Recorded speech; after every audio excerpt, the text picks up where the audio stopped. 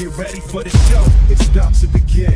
Pro fan talk where we dive right in. Sports talk, hot takes, ain't nothing we lack. We the real fans, nothing holding us back. Mic check, 1, 2, y'all know the drill. We bringing the energy, we keep it real. Touchdowns on liquid air, on the slam dunks on the court. Every sport, every game, we holding down the fort. We breaking down the plays, dissecting the stats. Pro fan talk, we keeping it fat. Debating with passion, no filter, no doubt. We the voice of the fans, we scream and we shout.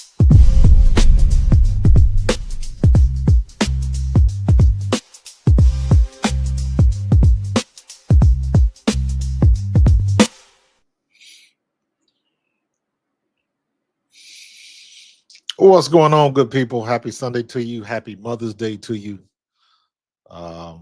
What is going on? I didn't even think I was going to be able to stream today because it's Mother's Day. A lot of stuff going on. I was busy all day yesterday, just taking care of some stuff, and just especially this weekend with it being Mother's Day, a lot of stuff going on. My boy Tone, his mom was flying in, so he couldn't do the show. I was like, I'll still try to hold it down, but honestly, I didn't even think I was going to be able to jump on. But the way things worked out, got my schedule freed up. I ain't got to start cooking till about 12:30, 1 o'clock, so we got a little bit of time. So we got some NFL news. We got some WNBA action going on. And just to talk, to say what's up to the moms. If any moms hop in the chat, happy Mother's Day to you. And we just keeping it light. I ain't going to be before you long. I still got some things to do. I got some steaks I got to put on the grill. I got to prep a big slice of salmon for the wife. Yeah, we keeping it simple. Kids will probably come over a little bit later. So, and they going to brunch early. So I ain't got to cook for a whole bunch of people. So I'm going to get it on in a minute. So usually I'm cooking at like 8, 9 in the morning. I'm getting it in so I can get off and relax. But I ain't doing too much today. Throw some charcoal in the grill. I ain't even firing up my smoker today. It's going to be all on my grill. Do a couple steaks. I don't even think I'm going to do the salmon on the grill. I think I'm going to go ahead and put that in the oven. I'm making it simple. And, anything else my wife wants, I'll take care of it. But yeah, it's all good, man. Appreciate everybody in there. Carlos, appreciate you, man. And honestly, Carlos, it might be just you and me today because everybody's either in church or at mom's house or getting ready or running out, getting last minute flowers and all that kind of stuff. So I didn't figure there'd be a lot of people on the chat today, but I'm going to get it in just to get it in because it's all good. So you see I got my picture in the background on my big screen over there because it was a lot of noise about the Kelly Green alternate jerseys. So I was like, you know what? Let me flash up my Kelly Greens, just to flex a little bit because everybody seems to like those colors. And hopefully they bring them back. If they bring back those Kelly Greens, I will definitely get an updated jersey. So what's going on, KGK? Appreciate you. If they bring back those Kelly Greens, I will get me a Kelly Green. I will get me a Kelly Green to hang up in the room somewhere. That way I will have I got my original white jersey. I got that jersey, that the original away jersey that I got when I left the team. And then I got a 46 jersey from the Eagles with the new midnight green unis that I got from Jeff Lurie. The first time that they had the alumni day, they gave everybody the updated jerseys. Got my name on the back, so he took care of that. And then if they get these new ones, if they get an alternate jersey, I'm definitely gonna get that one this year. So, um, yo, Carlos, Nafisa was balling, man. Nafisa, listen, I got a whole new intro. Like I said, I've been busy, man. I did a whole new intro, animated intro specifically for the WNBA, and I finished it and I forgot to upload it. So because I was so busy over the weekend. So I was so tired last night. I missed the Indiana game, so I watched it when I got back home. And me and my wife was so worn out yesterday. Usually because I'm up to like 1:30, 2 o'clock in the morning, editing and getting stuff done. Man, it was like 12:30. I was falling asleep at the computer. I was writing the script, falling asleep at the computer. That's how tired I was. And my wife was like, "What time did you come to bed?" I was like 12:30, because 12:30 is kind of early for me. But I was just that fatigued yesterday, and it just adds up. Um, but got some rest, and that's why I ain't I ain't that gung ho to get out there and start cooking. I got time. Ain't nobody coming over early, so I got time to relax a little bit. So I was like, let me get in and get this done. But the FISA had a good game, but you know what?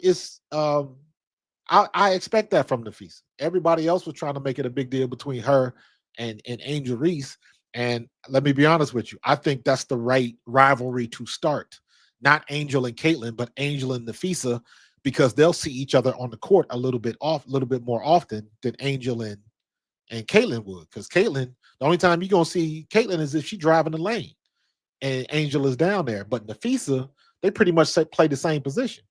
So, and then everybody wants to kind of follow that momentum from the unrivaled stuff, and I'm okay with that. Let's okay, bring it. Whatever kind of storytelling you need, whatever stories you need, however you want to frame that. I think that's a good competitive rival. I don't think she can't mess with Nafisa though. You know, um, you that might look great in Unrivaled, but this is the real deal. Not Unrivaled is not the real deal.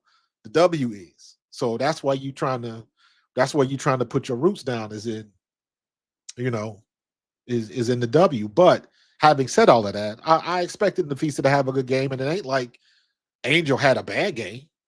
I think she only played like 8, 9 minutes or something like that. But you don't see enough for Angel. You trying to see these other people trying to make the team. So I really didn't. I didn't think that Nafisa was going to play that much. But 26 minutes.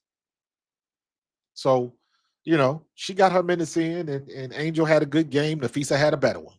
It's that simple. But that's just the way it is sometimes, man. And I ain't mad at that.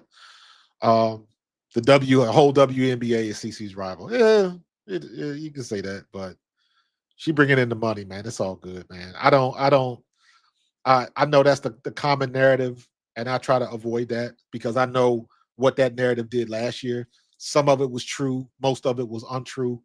But the people that perpetuated that and kept it going and trying to keep that narrative going was the people that was just looking for clickbaits and stuff like that. And a lot of that shit last year was unnecessary. It really was. It was in my opinion, it was a lot of envy from veterans in the league.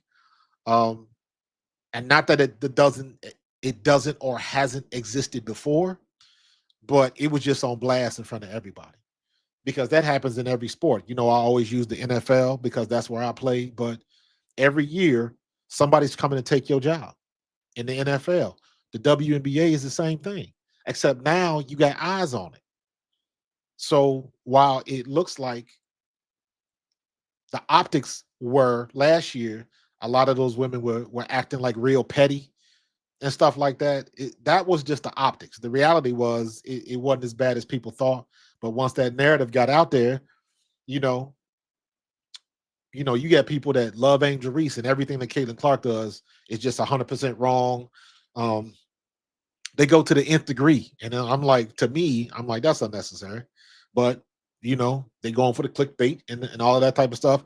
And by the same token, there's people that are CC fans, Clayton Clark fans, and every time Angel Reese does something, they go to the nth degree the other way.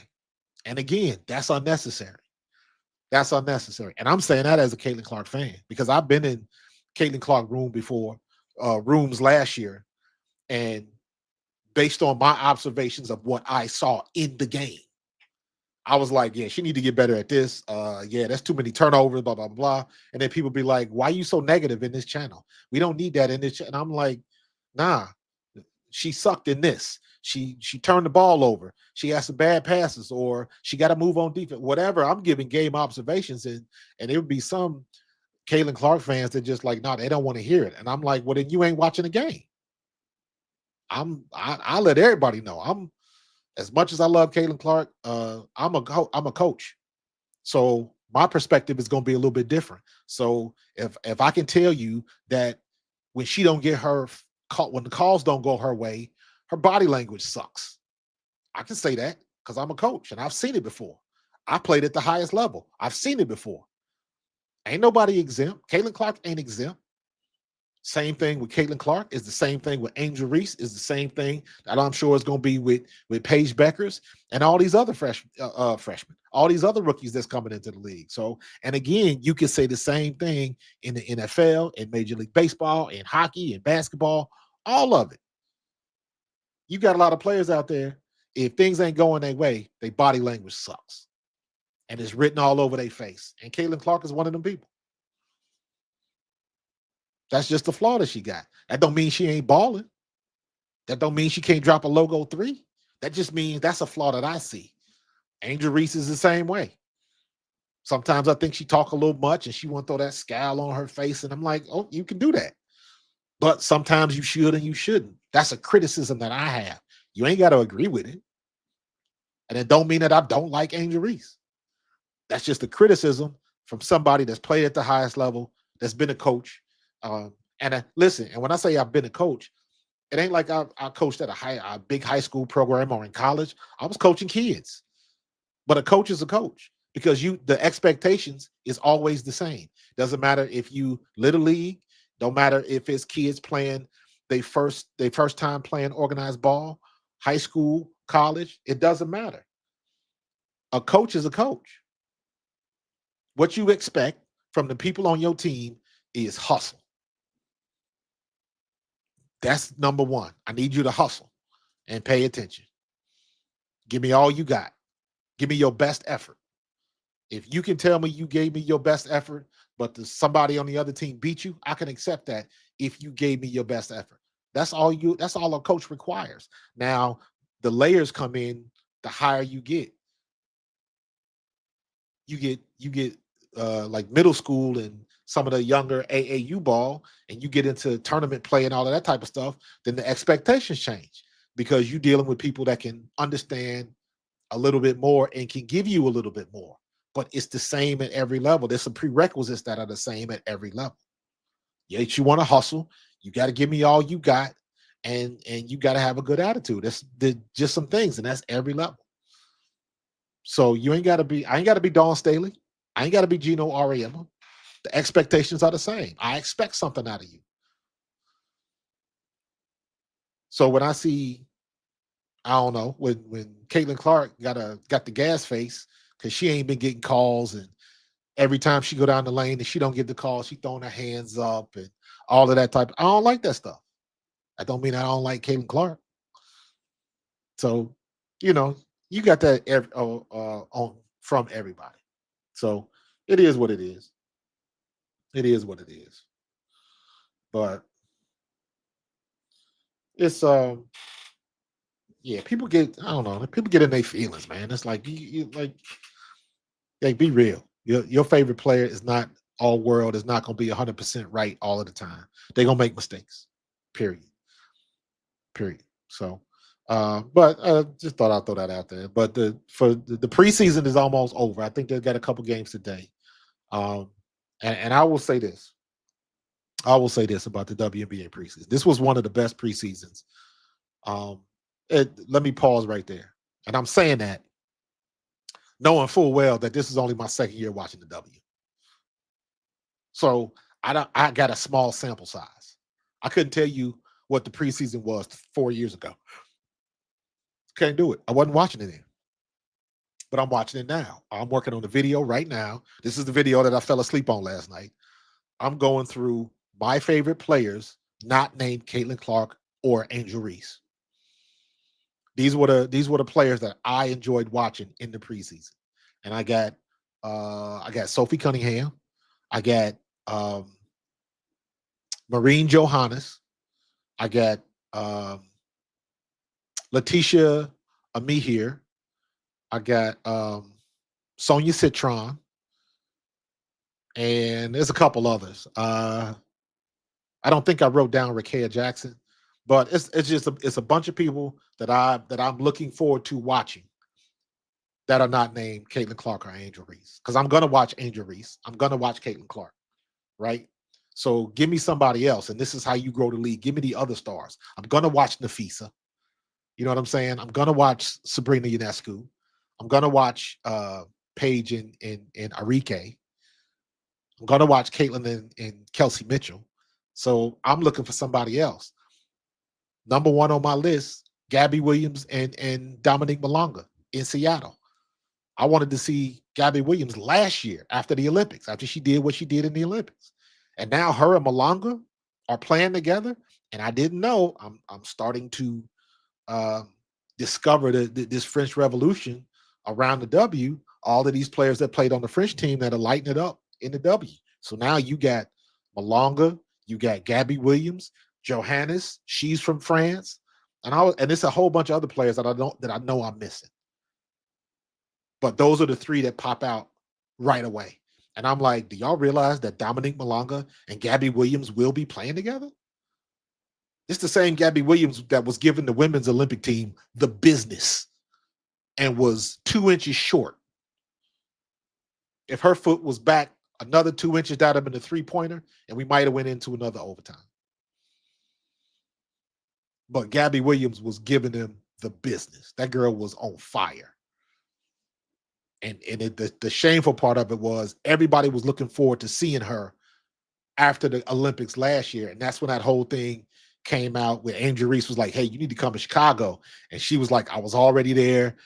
And then people began to figure out what was going on with the players, and they had to fulfill their commitments overseas and couldn't come to the W right away. And it was some shadery going on, but it just opened people's eyes to it. It's the same thing with Johannes. I didn't realize that's the first time I really paid attention to Johannes, because again, I didn't watch the WNBA in 2023.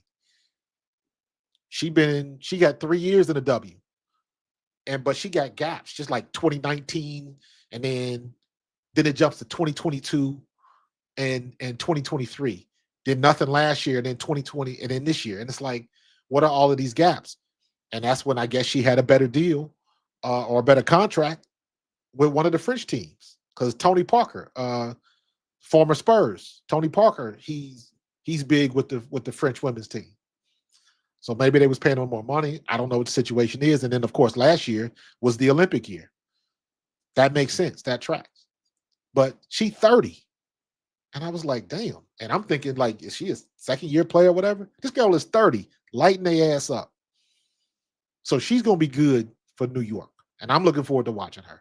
And I'm looking forward to watching. So now I got to put Seattle on the schedule. I got to make sure I watch Seattle, because Gabby Williams is somebody I would turn on the game to watch that I wouldn't otherwise do it. And to me, that's the earmark you're looking for with the WNBA.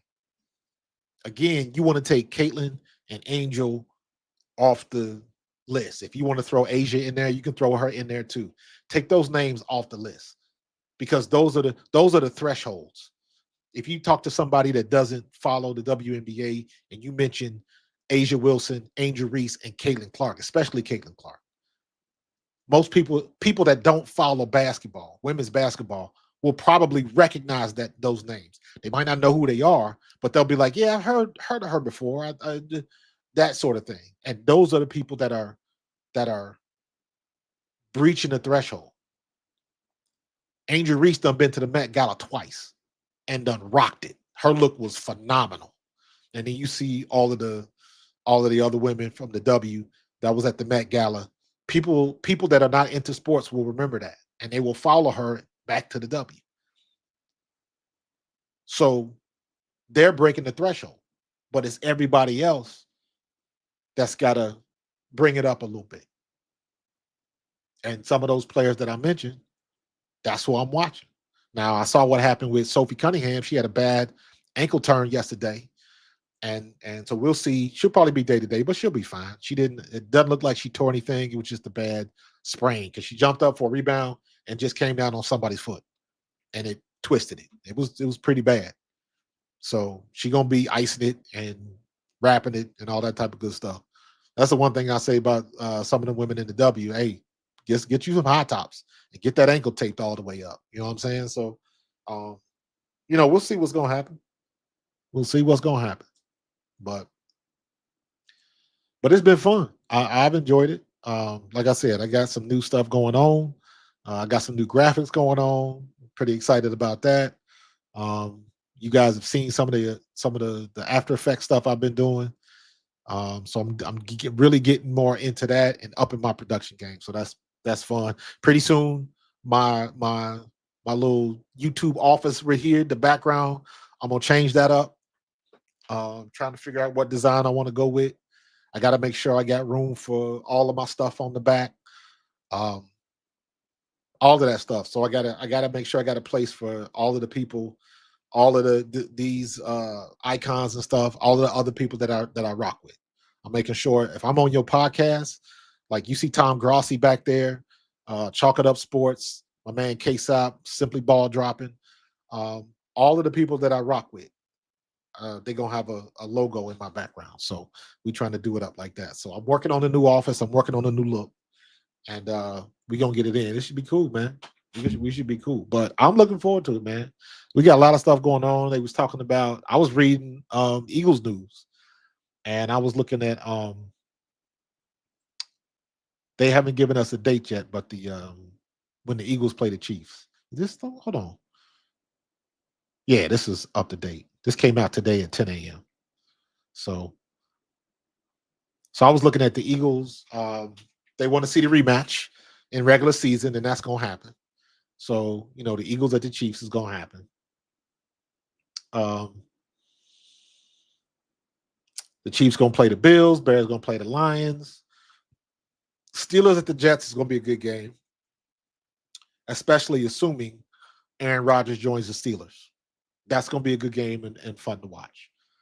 Um, so we'll see how Aaron Glenn, and that's another thing. I didn't even think about that until I'm reading this. You got two black head coaches going at it. Aaron Glenn and Mike Tomlin. Two black head coaches. They got a lot of respect in the league. So that'll be fun to watch. Patriots at the Titans. Mike Vrabel. That'll be good. Eagles at the Lions. Everybody wanted to see the Eagles play the Lions in the playoffs last year. It didn't happen because the Lions got knocked off by Washington. And now we're going to see it this year. Don't really matter. I don't know. That's the thing. We know we're going to play, but we don't know what the date's going to be. So we still waiting for the schedule dates, I think. So Bears at the Commanders, that's going to be pretty good. Caleb Williams and Jay Daniels. That'll be a good game because it'll be interesting to see what Caleb Williams does with all of these changes. I still think he kind of behind the eight ball because they got a lot of pieces, but Chicago ain't really gelled yet. So we'll see what's going on with that. And they should have, Washington wins on that Hail Mary. That was some bullshit. So, but what else we got? Vikings at the Seahawks. Sam Darnold. I forgot Sam Darnold was at the Vikings. I totally forgot about that. Rams come to the Eagles again, so that's another playoff rematch. Um, and the funny thing is, I'm looking at all this. I'm very interested to see what everybody's going to do with Jalen Carter this year. How they going to attack Jalen Carter? Because that's going to be the thing. And hopefully by that time, Jahad Campbell will be 100%, and we can have everybody on the lineup. Because our defensive line is going to wreck shop, bro. Our defensive line is going to be ridiculous. So I'm like, Jahad, young fella, take your time, get it together. N'Kobe Dean, brother, take your time, get your rehab in. When you write, get it together. Milroe's taking whose job? Where did Milroe go? I can't even remember where he go. KGK. Where's Milroe at? I done forgot already.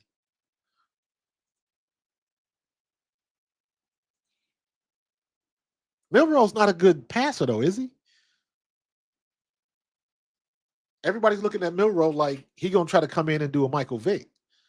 Oh, Sam Darnold's? I don't know.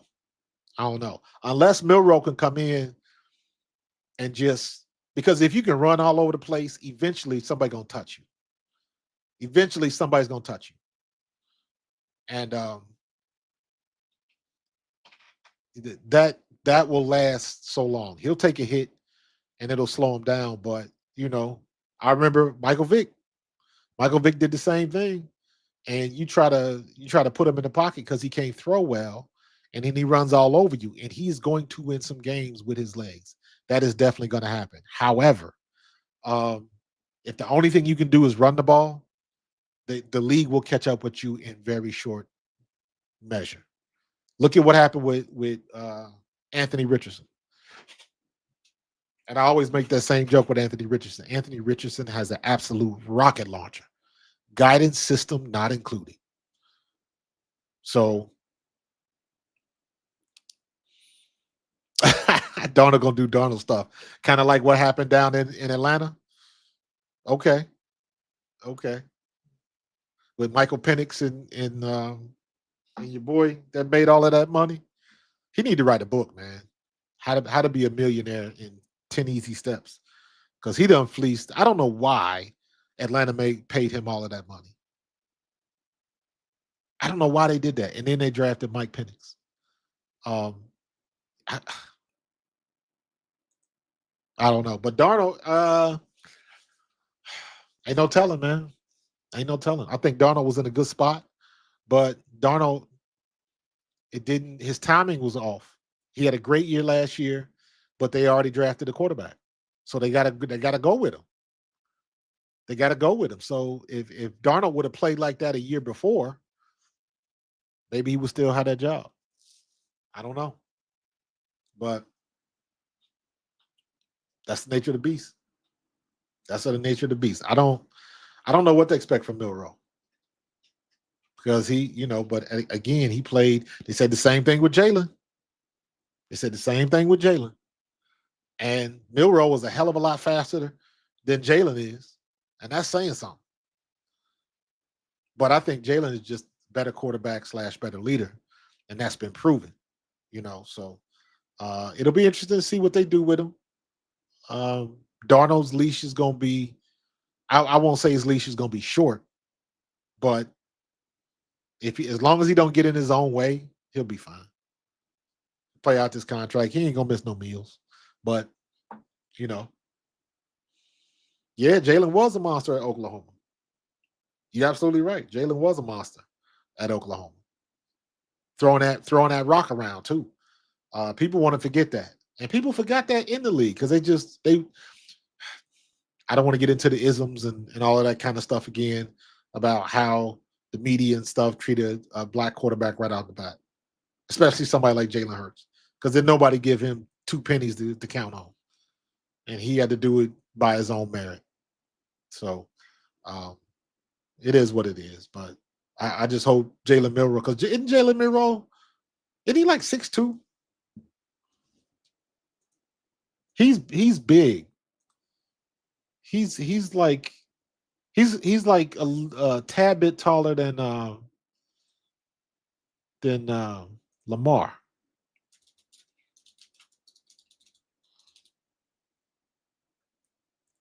Yeah, he's 6'2", runs a 4.40. So you low 4.4s, you fast, bro. He ain't as fast as Mike Vick, but he fast.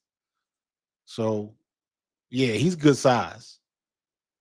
6'2", 220. Yeah, he's fast. He'll probably be playing at about 215 when he get into camp. Because you're gonna stress off some of that weight a little bit. Just the newness of it all and just the stress of being on the new team. So he'll probably be between 210 and 215, which will make him even quicker. But you got to be able to. He gonna flash some people. He gonna do some things in camp. I'm telling you now. He gonna do some things in camp. You're gonna be like, damn.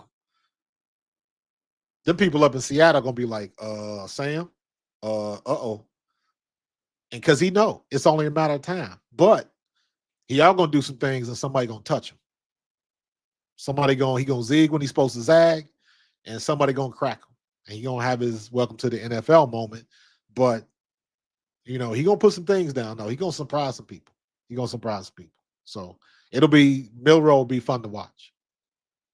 Because that's another thing where use him correctly. Don't try to fit him into your narrative. He ain't there yet. He ain't that polished quarterback yet. So you know what you do? You use his skills to fit your offense. Don't try to force him. Don't try to force a round peg in a square hole or square peg in a round hole. I think that's how it goes. But you understand what I'm saying. He ain't the polished drop back quarterback. So don't try to make him that not right now. Let him develop but use his God-given gifts. That's why, in my opinion, that's why Jaden Daniels had such a good year. And that's why Caleb Williams suffered. Now, the fact that they ain't have anything around him and he was running for his life, that didn't help. But you get what I'm saying. So I want to see Milroe. I want to see Jaden Daniels succeed, just not against the Eagles. But it'll be coming. Everybody look good in rookie camp. I don't put too much on that. Everybody look good in rookie camp. So it is what it is. It is what it is. Everybody looks good in rookie camp. So just give it time. Give it time. When you throwing against somebody and they don't know what you're running and you don't know what they running, that's when you'll figure it out. That's when you'll see what you got. So I was talking the same stuff about the W. Like what you want to see in camp is you want to see your guys have an understanding of what they're supposed to do. And that's why it's not, if you're looking at veterans, you want to see them shake off the rust. Rookies and first year returning players, you want to see them have an understanding of what they're supposed to do. And I've said this before, for rookies, especially undrafted rookies, the easiest way for you to make the team is if you that guy that knows what you're supposed to be doing. Some guys can look at the playbook and know the playbook. Some guys have that gift. Like everybody knows somebody in high school or in college that they didn't have to study. They just knew it. I had a guy say this to me, and I never understood it like this until he said it this way. And he wasn't an athlete. He said, this guy was like a 4 point. Where did I meet this guy? This was way after I was out of college. And I believe I was up here in the Philly area. But in any case, I met some guy and he was like, he said, you remember how when you go in the weight room and you was getting ready for football, you didn't have to do much. You knew what to do. Your body responded. You go in there, you lift the weights. You could read the defense. You could make the cuts. And you did what you did. He said, that's what schoolwork is for me. It comes easy to me. So studying is like lifting weights. It comes easy to me. So when I can get out there and perform, I can look at something and remember it and all of that type of stuff. Some people have that gift. That is a gift because everybody can't do that. Even when I tried to learn playbooks, for me, it's repetition, repetition. I gotta keep repeating until I get it. And some people can look at something one time and then I got it. I got it. Now, in some situations, if I go up and I look at a defense and the ball's coming in, this was now back when I was in college. We watched film and I know they in the 4-3 and they overloaded to one side or the other because they trying to stop me. And I see that defensive end is shaded tight to our tight end and a cornerback pulls up. I know what they coming and I know there's a cutback in my future because I could see it before it happened. So you got people that have the gift of looking at something one time and then I got it. And that happens in professional sports like any other realm in life. Some people just have that gift. And for rookies, undrafted free agents, the guys that make the biggest impact on the team are the guys that know the playbook before anybody else. And that way you can go out there and you can start directing traffic. And then your natural leadership skills kind of bubble up because everybody's coming to you for information. Nah. That's not where you're supposed to be. You see him pull up, he's looking to do something. Go over here, you run the three. You run the 3 route. And you can just direct traffic. So those are the guys that end up making the team. Whether you are undrafted free agent. I look at Reed Blankenship. Reed Blankenship is a great example. Reed Blankenship went to what? Middle Tennessee. Shout out to the OVC, 1AA school. But Reed Blankenship, undrafted free agent, but Reed Blankenship picked up the defense faster than normal. And Reed Blankenship, while he's not the biggest, strongest, fastest, Reed Blankenship was always where he was supposed to be. He was the quarterback back there. He knew where everybody was supposed to be. So what he lacks in 40 speed and jumping ability and all of those other intangible things, he made up for it by being where he was supposed to be and getting those picks when he can get the picks. So it's not always who's the talented, who's the biggest, strongest, fastest guy on the field. It's not always like that. This is still the most important muscle you got. And those guys that can pick up the playbook and understand what's going on the field and can direct traffic and understand what's coming at them, those are the guys that understand the offense, the defensive schemes, and succeed. It's those guys. So we'll see a lot when it gets started. We'll see a lot. So that should be fun. This is if you're not an Eagles fan, you musty. But I'm looking forward to it, man. It's gonna be a good year. The W is about to get started. That's gonna be good. The Eagles are about to get started. That's gonna be good. I'm hoping my guy. I reached out to N'Kobe Dean the other day. He said rehab was going good. Hopefully, I can still get a chance to talk with him before the season gets started. So that should be fun, man. And just the overall excitement about it. So I saw.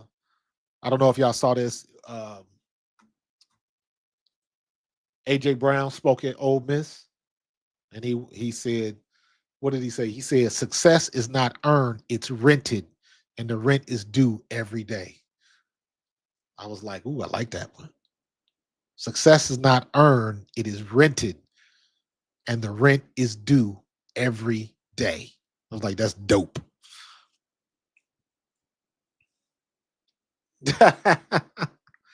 Listen, man,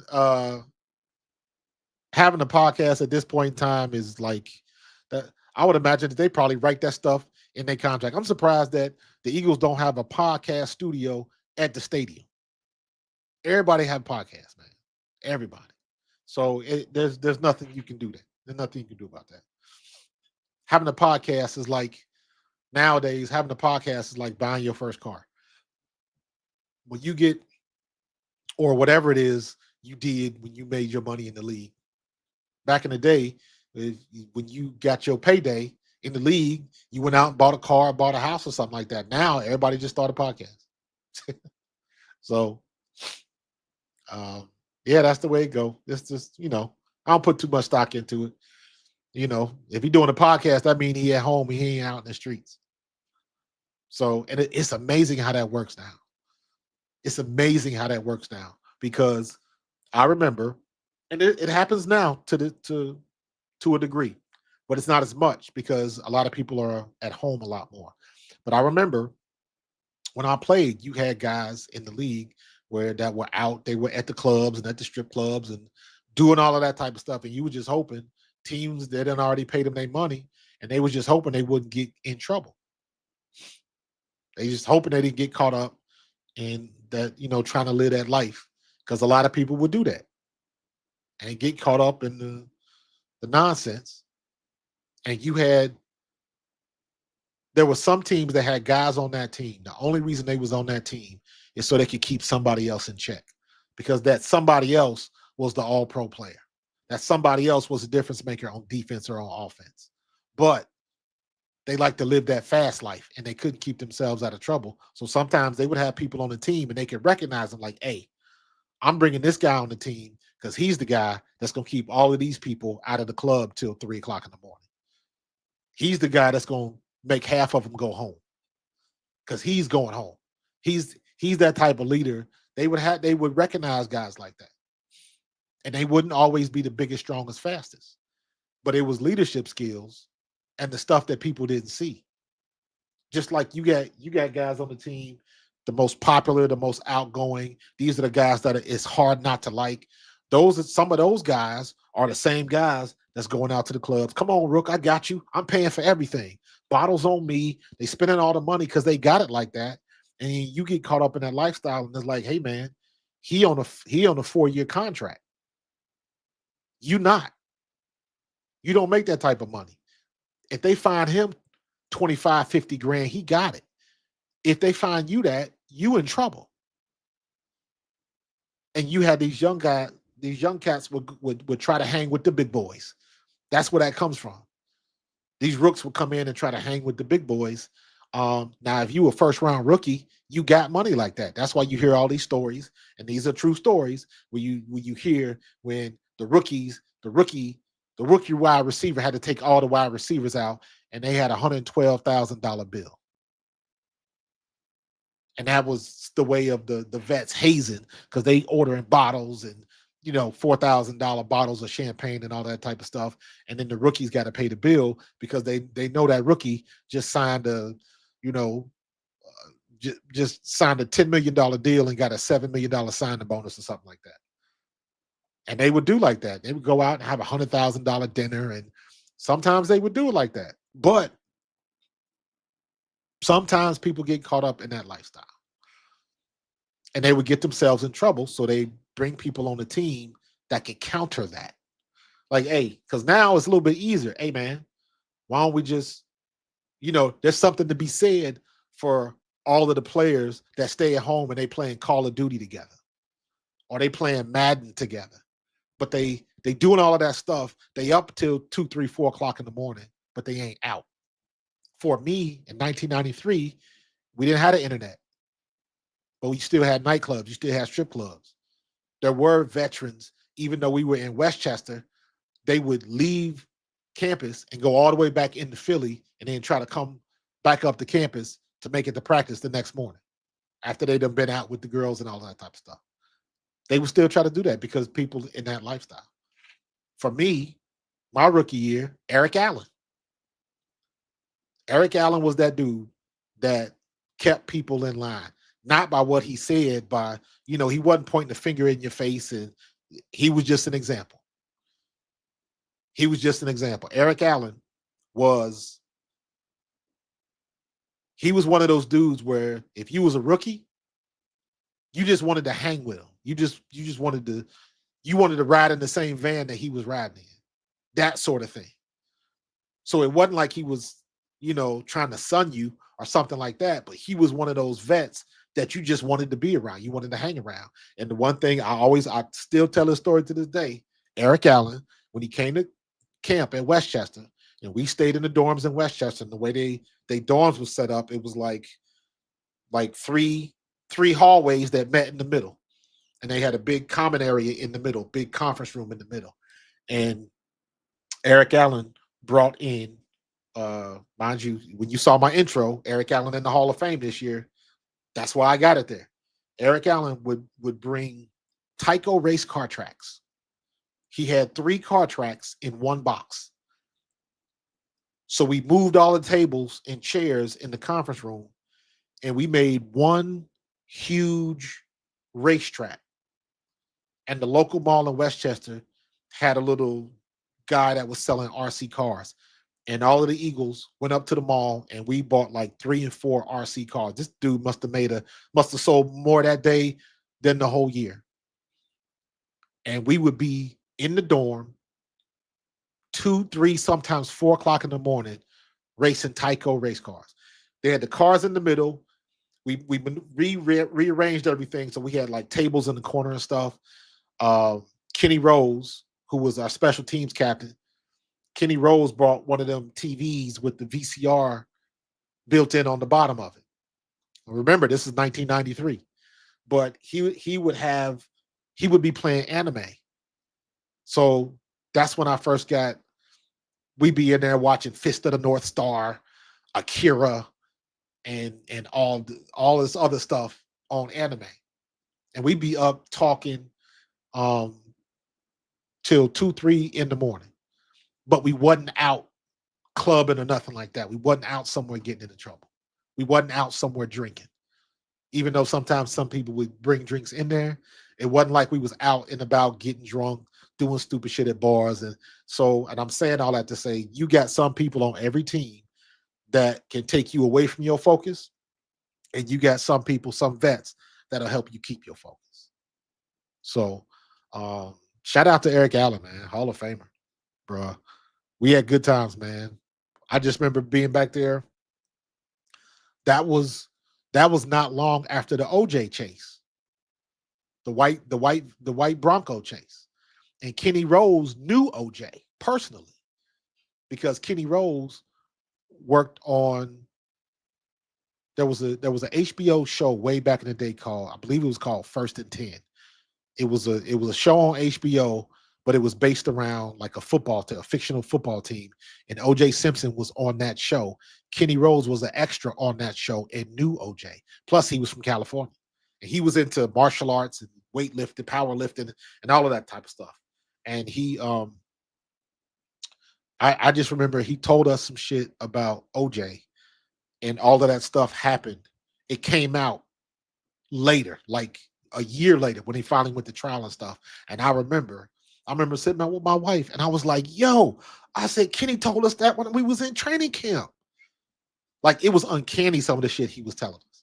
And it ended up coming out in the trial. And we was like, just jaw dropping stuff. So I'm saying all that to say, man, just the experiences we had, and vets, the vets knew what to do. You had some that was about that life, and just like I said before, the teams have cliques. If you somebody that like to go to the strip clubs, then you know which vets to hang with. If you was somebody that was doing the steroids or whatever, or smoking whatever, you knew who to hang with. If you was somebody that wanted to drink and get drunk at the club and all of that, you knew who to hang with. If you was somebody who didn't, you knew who to hang with. Likes hang with likes. And every now and then you would get somebody that just wanted to hang with the big dogs, and it was clearly they didn't belong. And sometimes they would get themselves in trouble, and sometimes they would figure it out. The TV VCR didn't last long. I'm talking about experience, but it was the truth. Yeah, man. Yep. Again, mind you, this is 1993, bro. So that was cutting edge technology in 93. That was cutting edge. I don't think they had the built-in DVD players yet.